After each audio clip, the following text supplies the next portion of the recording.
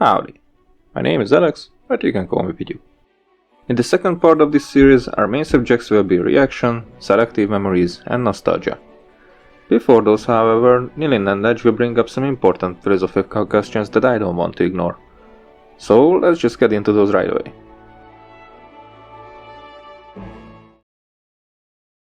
In the end, man is not entirely guilty. He did not start his story, nor is he wholly innocent. He continues it. Albert Camus. My head may still be full of amnesia, but the risks Tommy and Edge have taken to free me have got me feeling troubled. Now they want me to punish Neo-Paris' privileged few. Edge talks about a clandestine mission to be accomplished in the heart of the Saint-Michel Comfortress. About a brutal wake-up of this high-security district, making it fertile for the seeds of revolution. And why not? Though his fight is legitimate, it's his friendship that has been clinging to my drifting thoughts. Why did our enemies erase my memory? Am I really that dangerous? In my chest, my throat, on the tips of my fingers, I can feel the throb of the power that scares them so. It scares me too. The power to take what someone is, their memories, and bend them to my will. To rewrite their history. To play God. The mere thought sends me reeling. If this ability really is the core of who I once was, then I must relearn what has been taken from me. I must master this talent. Nilin's concerns about how she used her abilities to rewrite a personality makes her worry, rightfully, that it might have happened to her as well. This shows us how dangerous this power is to use on anyone, let alone the whole humankind. Her abilities might even justify that they took it from her, but now she seeks the opportunity to take it from everyone. To make it right. Welcome to Saint-Michel District. Thank you for flying Air Sedova. Good hunting. I could do with a guide. No can do. Family business to take care of.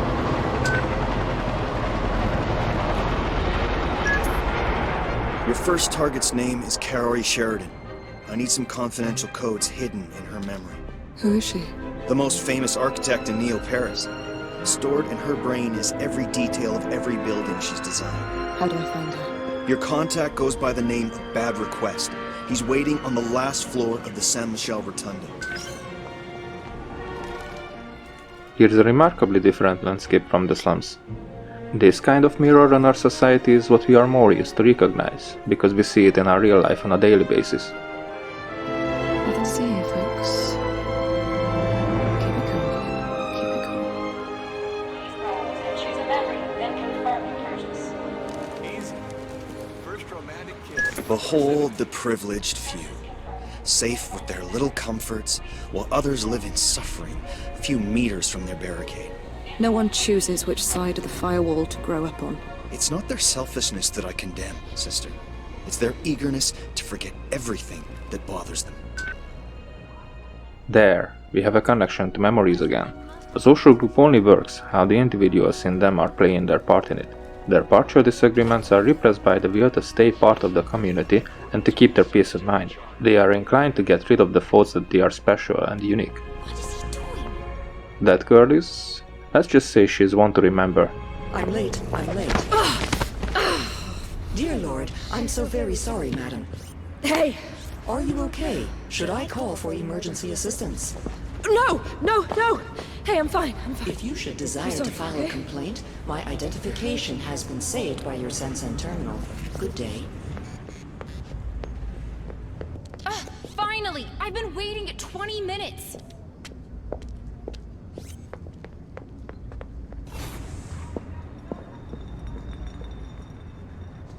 With me, it's Christmas every day. You shit sideways, I cuff you. You look at me funny, I track you down, then cuff you. Nobody gets away. Nobody touches me. The Christmas Show. Direct, live, and it's on Channel Fear. And here you go. A little foreshadowing for you. Is this your address, ma'am? Yes. Yes, I think so. Thank you. At your service. If you're prone to intermittent memorial access, you should activate your Ogg compass before going out. Wait, looks like we have another one there. Miss, are you okay? You seem lost. It's her, the escaped memory hunter. Okay. Patrol 17 log. Escaped suspect ID'd. Recovery in progress.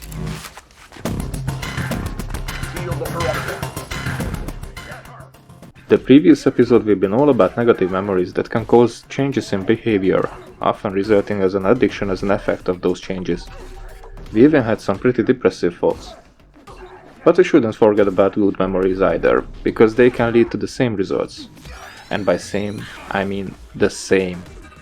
Even addiction, as mentioned, like exercising, or sex. But I wouldn't make another episode talking about the same thing. I just support my thesis with it that good memories are much stronger. I really think they are. Just usually, not always, they are more silent, or humble, or discreet. As I'm trying to explain this thought process, I'm not even sure which way to go on. If I'm not careful, this whole video will be made by just different kinds of examples. The main thing is, if you haven't figured out by yourself, that emotions are behind everything again. I say it like it's a bad thing. It really isn't.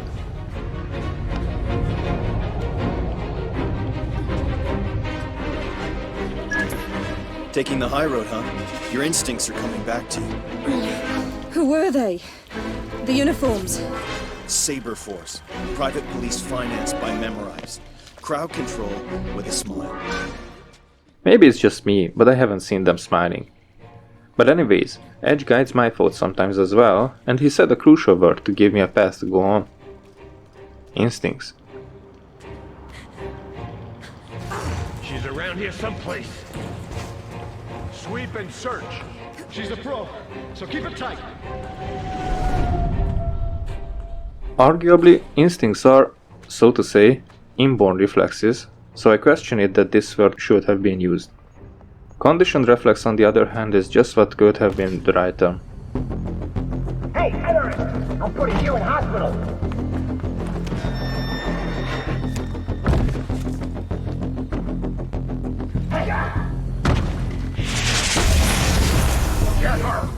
For every action, there is at least one reaction. It's a basic rule for causality as well, and a deeper examination of that is on my radar for the future, but right now, and a few other times in this series, I'm barely touching the subject.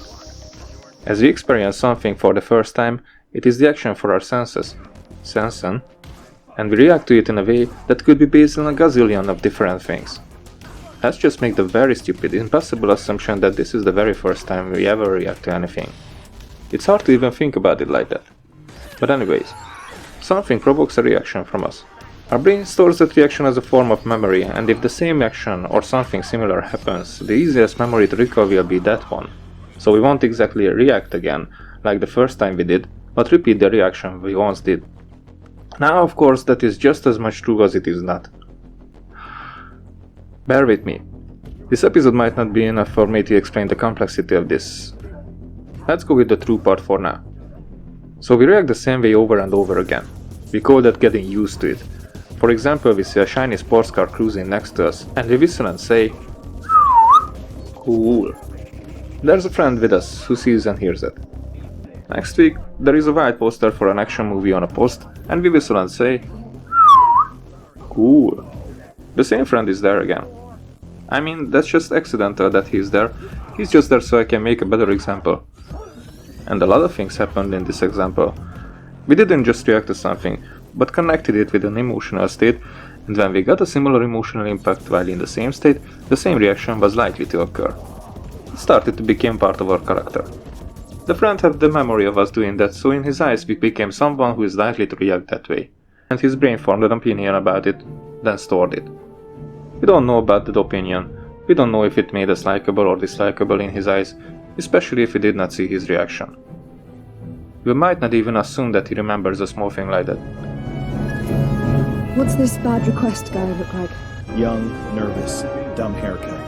A wannabe memory hunter favorite to the cause. Oh, and he's your biggest fan.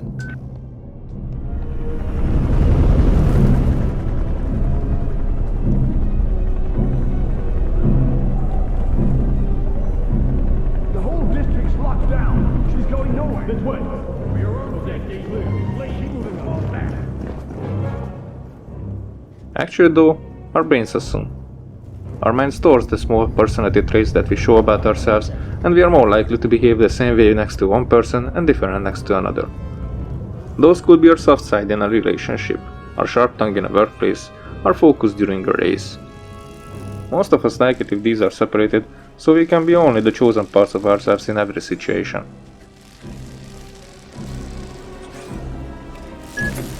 You're almost at the Rotunda, and Saber Force has lost your trail. Well done. Basically, our memories are likely to keep track of how we might appear in the eyes of people around us. Even society is standing on these fundamental bases.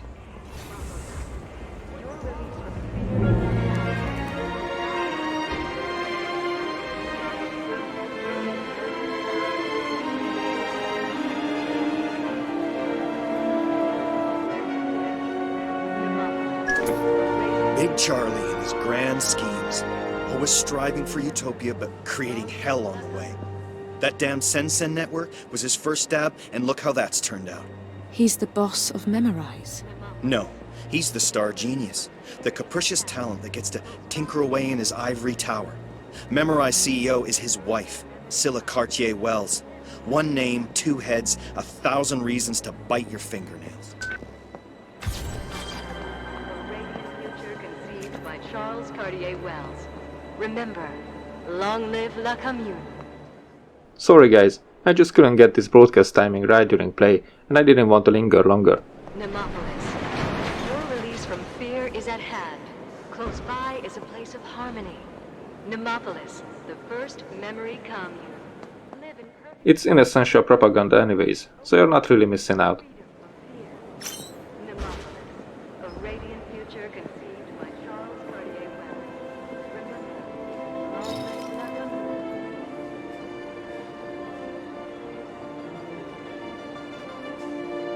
Commune. Nilin the Hunter. I'm your biggest fan. Thanks. I've already scouted a route.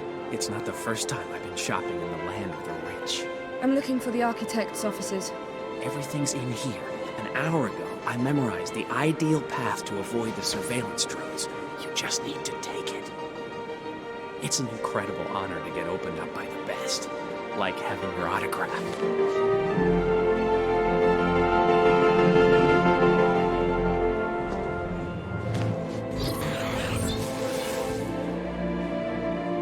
You done? Did you get everything? Yes.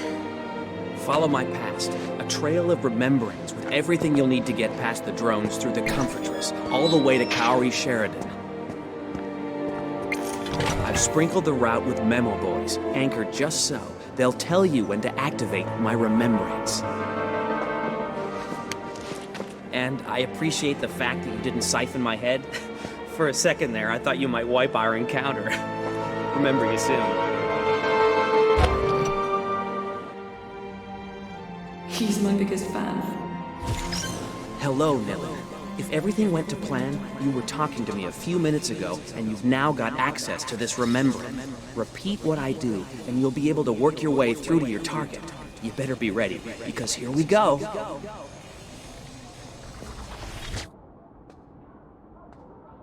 Your Sensen will overlay the space around you with the memories I have of this area.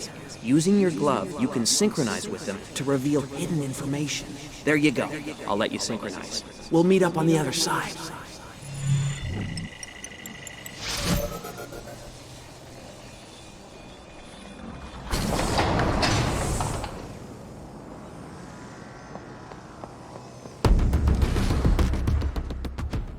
So that was the example for the true part, when our brain works like a storage where we kind of put everything on the right place for the first try. Well, more than a few times we are not that lucky. If we react to something badly, then our brain won't put that on the shelf of pleasant things. It gets confused where to place it, and guess what? We will act confused. That confusion will also be fueled with the lack of understanding of how we should have reacted. There could be a guess for the right direction, but it probably requires another try to prove its rightful place on that shelf. And then are lots of empty places on the shelves of human interactions, and even more failed tries float around in the storage. They can feed that confusion to a level where it creates Maybe today's most spread psychological problems of our youth. Anxiety. Hey, I'm back. Ready to play Follow the Leader?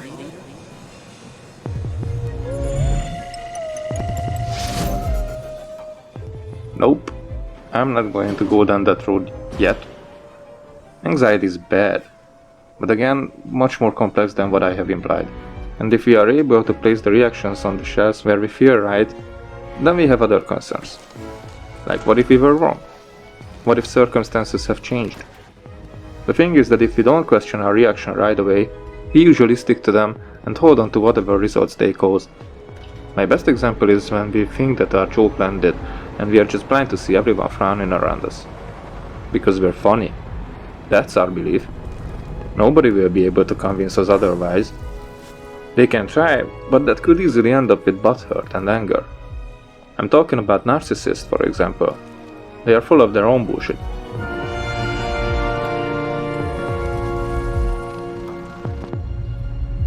Great. When you cross the drones, be careful. They don't ask questions first, if you see what I mean. Stay clear of their detection cones, and you got nothing to worry about. Problem is, seeing their detection cones. I threw together a device that allows me to see them as an overlay on my Sensen, so...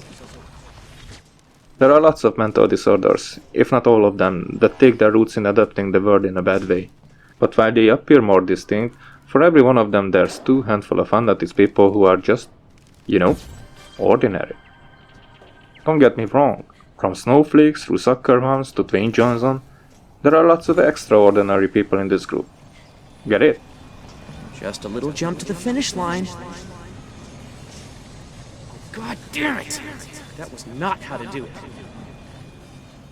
The moral of this is that people should question their own flexibility, because they might have none without realizing it. Never forget that people are observant, just like yourself.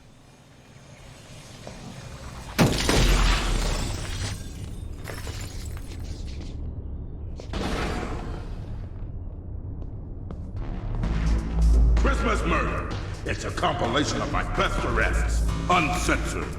With Christmas Murder, you get the best of Christmas all year round.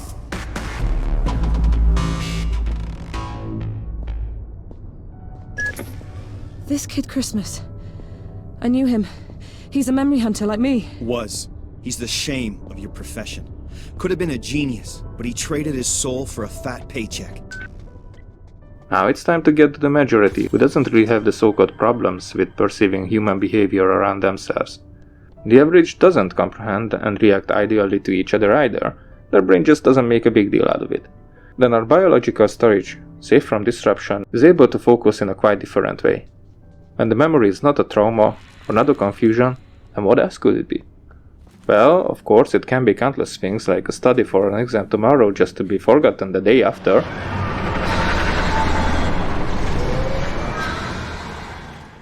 Or it can be a memory of pleasure.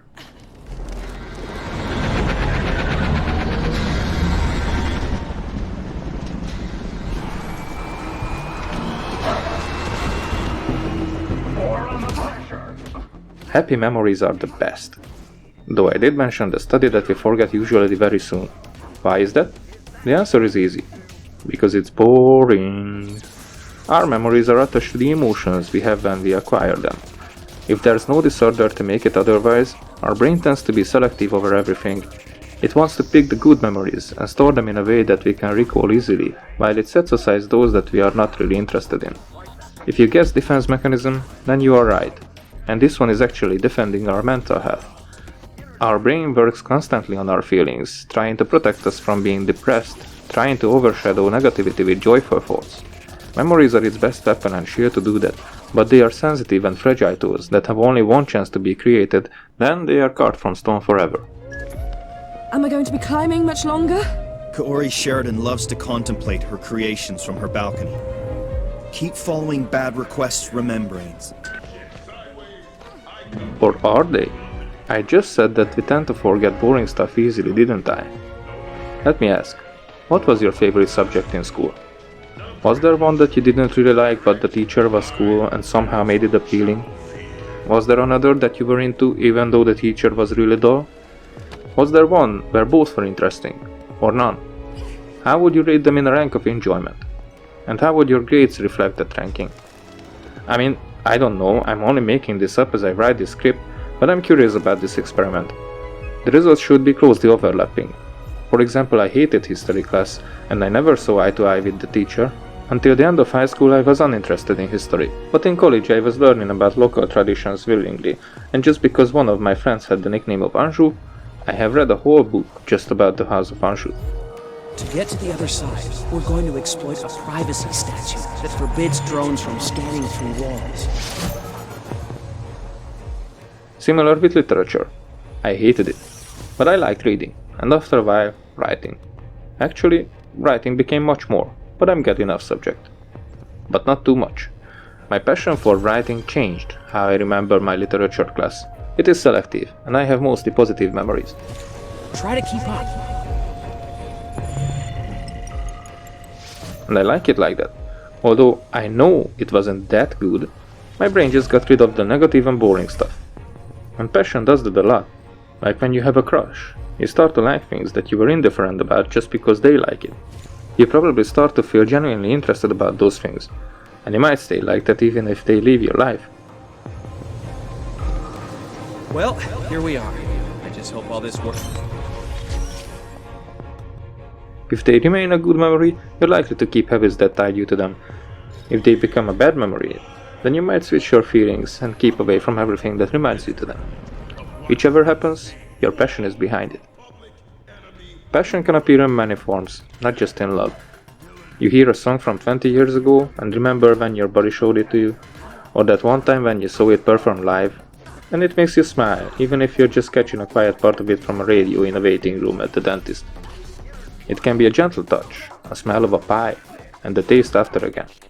It can be a joke, it can be the laugh, or the person who told it. It can be the awkwardness that nobody laughed, or the thought that somebody would have liked it, or just a soft breeze in the spring. Nostalgic memories might be the most defining aspects of our personalities, accepting as well as denying them.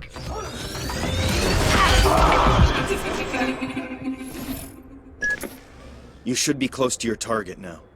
What kind of memory am I looking for exactly inside this woman's head? Miss Sheridan directs the Phoenix Project, the Neo-Paris global renovation. I want to know the secrets of the Saint-Michel Dam. The dam overlooking the district. Why? Let's just say I'm a believer in the free circulation of persons and goods.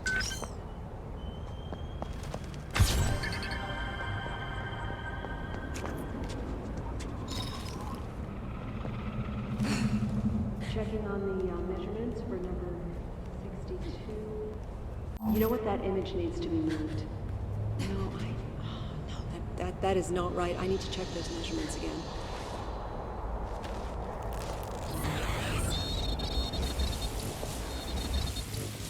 Where was I already? The dam? No, not the dam, huh? That's strange. It's really strange.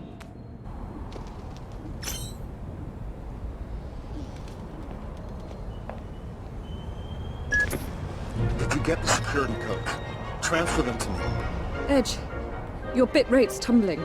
Someone's trying to hijack our comms. Try to get somewhere higher. Hurry. I'll see if I can find a clean channel. There is a curious thing about all this though. As our brain tries to block negative memories, and does it in a way that negative effects from them might remain, another radical interference from its part is more common than most of us would think.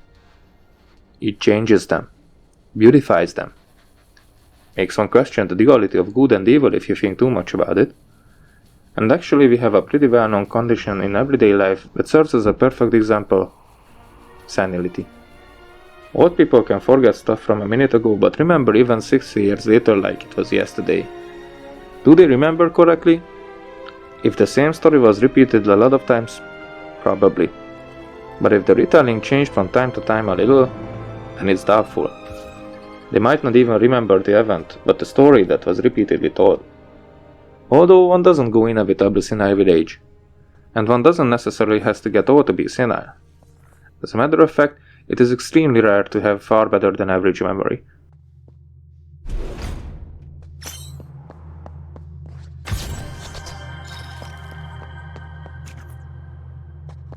Nilin, do you read me? Nilin, Edge, do you read? I read you. I got around kids' malware. Send me the codes. Hurry. Okay, uploading them. Perfect. All that's left to do is to hack into the San Michel Dam mainframe. Caught red-handed. You errorists are shameless. Nilin, all these years and still choosing the losing side. We know each other! You were one of the best memory hunters ever. Big girl. Maybe the best, but you took a different road. And look where that got you. A criminal. Hunted. And a head full of holes. Political ideals are so last millennium. You always waste so much saliva! Or is it just when you're on the air? You always had that cocky, loudmouth thing going for you. I'm gonna enjoy this. Time for the Christmas show!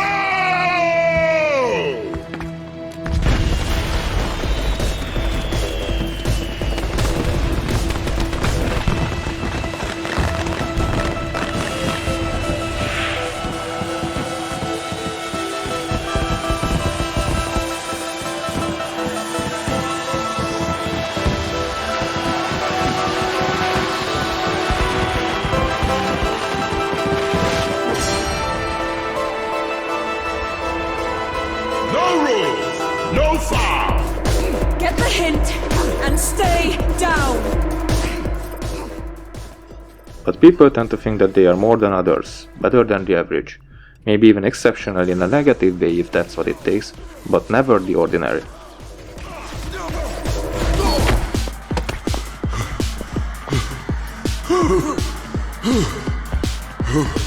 Okay, you've earned a taste of kids' hammers. It's time to meet the Spiders! Yeah! Come on! Who is number one? Boom!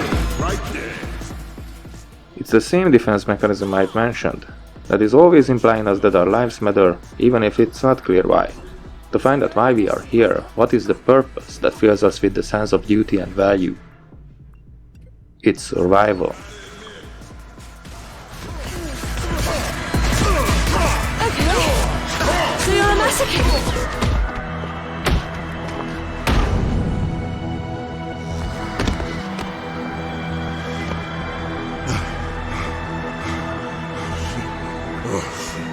Well done, big girl. You're through to the final segment of the show. Shut up and fight!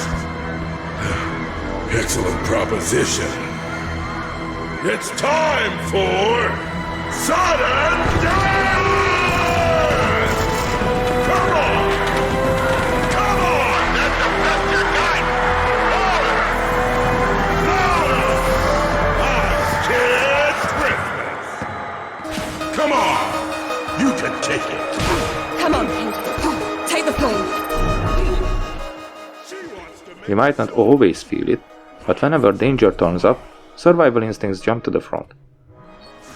Only one thing can, in rare cases, overcome it, and that is love.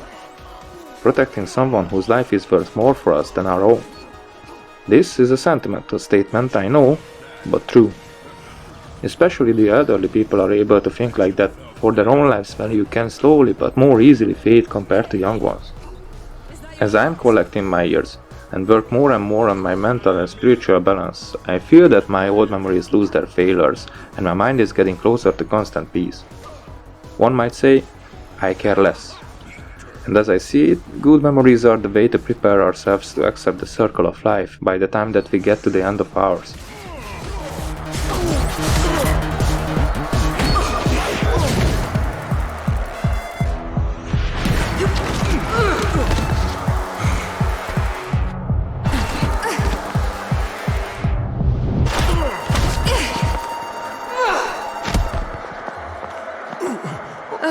David. All these years, and still on the losing side. No, not here. Not in front of my fans.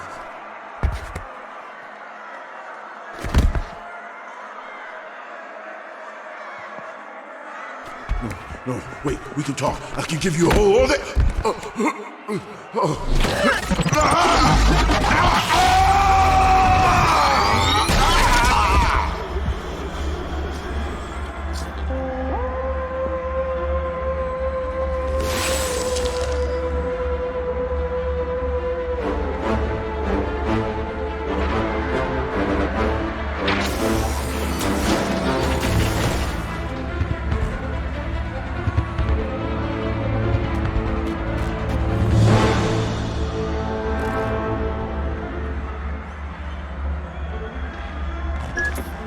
Nealon, thanks to the codes you sent me, the Error's counterattack will begin in just a few minutes. Use all this confusion to get out and make your way to Slum 404. Personally, I think that we have no purpose in life just because we are living. We grow up having all these impulses trying to give us the reason why we are also looking for it, but it's actually our decisions that determine why we are here exactly. And it's our own responsibility to take the wheel. The name is Lillian. This time, you'll remember me.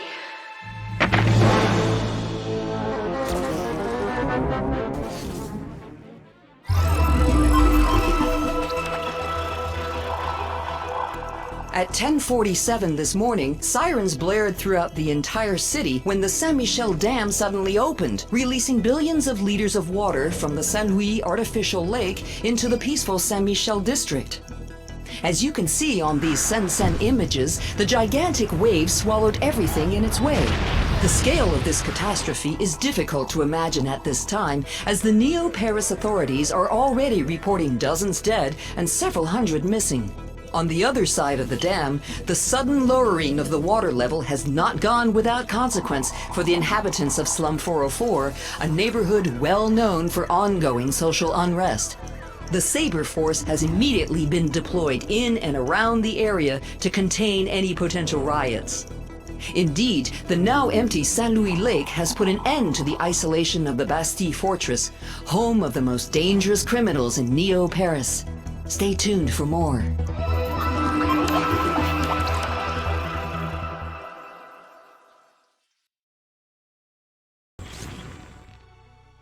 We arrived to the end of the second episode, and actually my last thoughts connect well with the quote we got from Albert Camus in the beginning of it. In the end, man is not entirely guilty. He did not start history, nor is he wholly innocent. He continues it. In regards of what you've heard in the last half an hour, I'm convinced that we don't choose the first few years of memories that we collect. We get them from our parents. They get less given as later from year to year they become much more chosen, or at least they feel more like that and less determined by other people.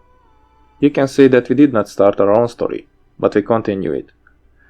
We are not guilty for our first mistakes, but we lose our never regained innocence as we repeat them and make new ones. To make it parallel to the story at hand, Lillian had a wiped, entirely innocent mind when she escaped from La Bastille. Small spoiler from the very beginning of the next episode, but I have to discuss it now as she questioned what she did here and why. She could have left it all behind, start a new life, but she returned and without knowing what the results will be, she ruined the life of thousands. She questions if that's who she was originally, if that's something she would have done before her memories were taken away, or she's just manipulated to do the dirty work. I'm not spoiling more because this is enough to see how she feels that her innocence is lost again, because she continues the story. Is she right to do so? Or she's doing it because her first reaction to Edge, which is that listening to him saved her life and led her to safety, was put on the shelf of comfort? Should she get it off from there? There will be another video to answer that. Not even the next one.